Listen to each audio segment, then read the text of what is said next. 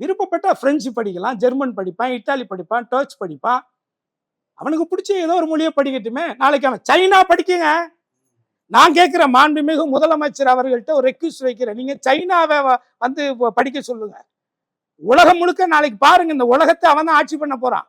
அவன் தான் அமெரிக்காவுக்கு டஃப் கொடுத்துட்டு இருக்கானே. அப்புறம் டீப் சீக்னு ஏஐன்னு ஒன்று உருவாக்கி சார், சைனீஸ் வாழாத நாடு எங்க சார் இருக்கு? சைனீஸ் இல்லாத நாடு எங்க இருக்கு? நீங்க சென்னையில ஸ்ரீபெரும்புத்தூர் ரோட்ல போய் பாருங்க, எத்தனை கம்பெனி இருக்கு, எத்தனை லேபர்ஸ் வேலை செய்யறான். நீங்க அதையும் கொஞ்சம் யோசிக்கணும்ல.